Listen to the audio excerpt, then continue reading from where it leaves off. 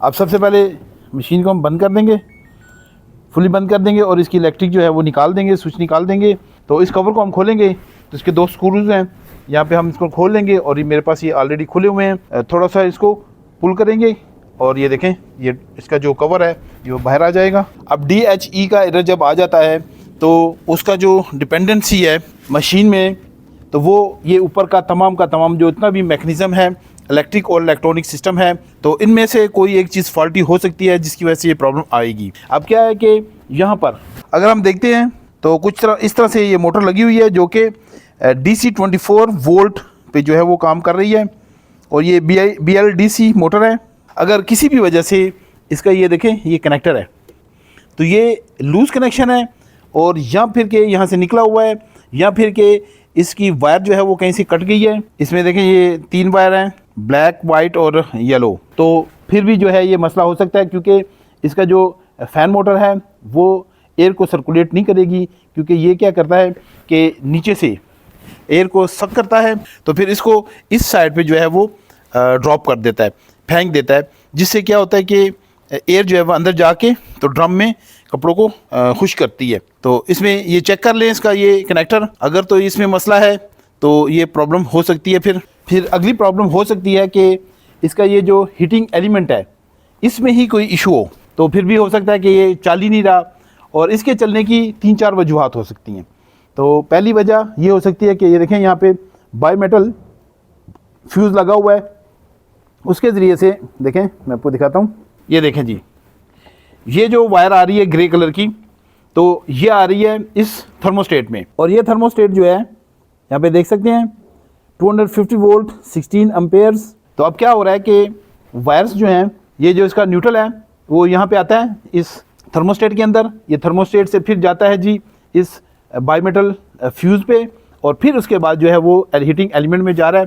तो इस दौरान में अगर ये थर्मोस्टेट में प्रॉब्लम है, बाईमेटल फ्यूज़ में प्रॉब्लम है, तो ये फिर भी काम नहीं करेगा, फिर भी ये जो है वो DHE का ही एरर देगा। और जैसा कि मैं आपको बताया कि अगर हीटिंग एलिमेंट जो है वो ख़राब है तो फिर भी ये मसला आ सकता है। अब क्या करेंगे कि हम यहाँ पर इन चीज़ों को तमाम को टेस्ट कर लेंगे।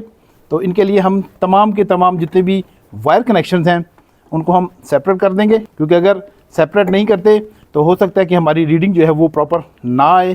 अब सबसे पहले जो है वो हम हीटिंग एलिमेंट को चेक करेंगे, तो उसके लिए हम इसको ले जाएंगे मीटर को ओम्स मोड पे और फिर उसके बाद हम चेक कर लेंगे कि हमारा मीटर काम कर रहा है कि नहीं। ये बिल्कुल ओके है जी। अब इन दोनों प्रोब्स को जो है हम हीटिंग एलिमेंट पे लगा देंगे, तो ये हमें 33.3 ओम्स की वैल्यू दे रही है, जो कि बिल्कुल ओके है। और इसके अलावा जो एक और टेस्ट करना है वो बहुत ज़रूरी टेस्ट है। अक्सर क्या होता है कि जब ये हीटिंग एलिमेंट ठंडा होता है तो फिर इतनी प्रॉब्लम नहीं करता, लेकिन जब गर्म होता है तो फिर ये प्रॉब्लम कर सकता है। तो इसके लिए इसका बॉडी टेस्ट जो है वो बहुत ज़रूरी है। देखें, एक मैंने पॉइंट यहाँ पे रखा और दूसरा मैंने इसकी बॉडी के साथ लगा दिया, तो यहाँ पे किसी किस्म की कोई रेजिस्टेंस नहीं आनी चाहिए। अगर ये रेजिस्टेंस तकरीबन 9 मेगा ओम से ऊपर है तो बाज़ दफ़ा ये काम कर जाता है, लेकिन उसमें ये शिकायत होती है कि फिर ये जो हमारा मेन जो ब्रेकर है उसको बार बार ट्रिप करता है। तो उसमें फिर ये होता है कि ठंडे में तो ये बिल्कुल सही दिखा रहा होता है, लेकिन जो गर्म होता है तो उस वक्त प्रॉब्लम आती है। तो इस तरह की पोजीशन में जो है वो अक्सर हीटिंग एलिमेंट को चेंज कर दें तो ज़्यादा बेस्ट हो जाता है। और अगर टेस्टिंग के दौरान ये किसी किस्म की कोई रीडिंग ना दिखाए तो सबसे ज़्यादा बेस्ट पोजीशन होती है उसकी। अब नेक्स्ट जो है इसको हम चेक करेंगे, तो ये थर्मोस्टेट है, तो इसको हम ले जाएंगे मल्टीमीटर को कंटिन्यूटी मोड पे। देखें, मीटर चेक किया, मीटर काम नहीं कर रहा है, तो मीटर काम कर रहा है। अब क्या है, एक पॉइंट पे लगा देंगे और दूसरे पे, तो नॉर्मल पोजीशन पे इसको क्या है कि बीप करने चाहिए। अगर ये बीप नहीं कर रहा है तो इसका मतलब है कि अंदर से इसके जो पॉइंट्स हैं वो डिस्कनेक्ट हो चुके हैं, तो उनको जो है वो इस थर्मोस्टेट को फिर चेंज करने की ज़रूरत पड़ती है। आगे आ गया जी बाईमेटल फ्यूज़, तो इसको भी चेक करने का यही तरीका है कि इसको हम लगा देंगे और ये पॉइंट को भी लगा देता हूँ मैं।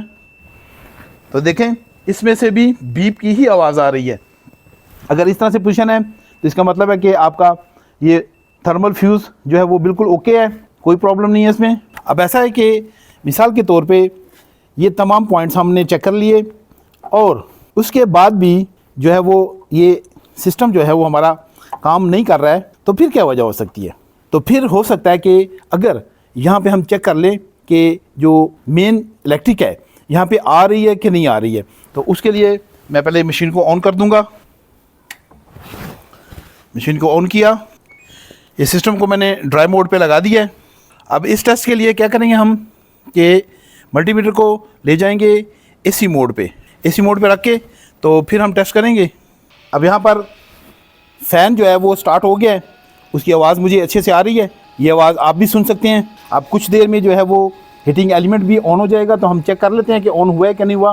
हीटिंग एलिमेंट पर हम चेक करेंगे कि कितने वोल्टेज आ रहे हैं, तो देख लेते हैं। अभी तक यहाँ पे कोई भी वोल्टेज नहीं आए हैं, मतलब कि सिस्टम ने इलेक्ट्रिक ऑन नहीं की है अभी तक। और अगर देखा जाए तो मल्टीमीटर को उठा लेते हैं, तो यहाँ पर हाथ लगा के देखेंगे तो देखें ये अभी गर्म नहीं हुआ है सिस्टम।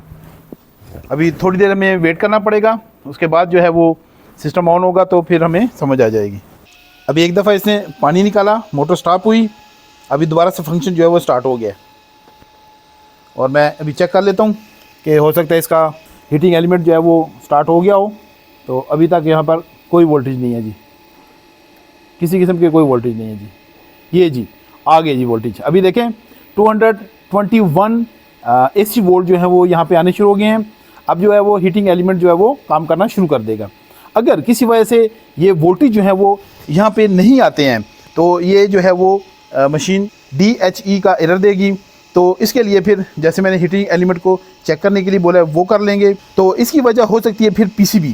तो PCB में मैं आपको दिखाता हूँ कि इसमें ये जो रिले लगी हुई है ये इसकी हीटिंग एलिमेंट को ऑन करने के लिए लगाई गई है। अगर ये हीटिंग एलिमेंट की रिले ख़राब हो जाती है तो फिर भी पॉसिबल है कि ये रिले जो है वो इलेक्ट्रिक पास नहीं होने देगी, जिसकी वजह से प्रॉब्लम आ सकती है। तो इसको चेक कर ले तो हो सकता है ये प्रॉब्लम सॉल्व हो जाए। अब यहाँ पर मैं हाथ लगाता हूँ तो ये काफ़ी ज़्यादा गर्म हो गई, ये जगह बहुत ज़्यादा गर्म हो गई है। तो इसको मैं चेक कर लूँगा। तो यहाँ पे देख सकते हैं आप कि ये तकरीबन 80 डिग्री, देखें मुख्तलिफ पोजीशन पे मुख्तलिफ टेम्परेचर आ रहा है। देखें यहाँ पर आगे तो यहाँ पे 60 तक जा रहा है। अब जबकि पीछे पे मैं देखता हूँ, पीछे देखता हूँ तो देखें 75, 658। मोटर के पास देखें मोटर के बाद 19 डिग्री आ रहा है। मोटर बिल्कुल कूल है, कोई मसला नहीं है उसमें। देखें मोटर बिल्कुल सही है, ओके है, कूल चल रही है। जबकि यहाँ पर ये देखें जो हीटिंग एलिमेंट के पास है यहाँ पे 90 डिग्री 95 डिग्री तक चला गया, 98 डिग्री 100 डिग्री, तो काफ़ी ज़्यादा गर्म हो रहा है। अब यहाँ पे मैं आपको एक बोनस टिप दूंगा।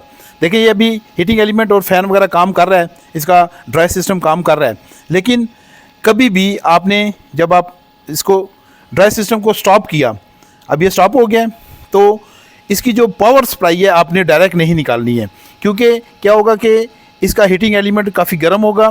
अगर आप डायरेक्ट इसको निकाल देते हैं तो हो सकता है कि हीटिंग एलिमेंट में कुछ मसला आ जाए। तो इसके लिए आपने क्या करना है कि इसको चलते रहने देना है, जब तक कि ये ऑटोमेटिकली खुद से स्टॉप ना हो जाए तब तक इसको छोड़ देना है। जब ऑटोमेटिकली स्टॉप हो जाए तो फिर आप इसकी पावर सप्लाई को निकाल सकते हैं। मज़ीद वीडियोज़ देखने के लिए इन दोनों में से किसी एक वीडियो पर क्लिक करें।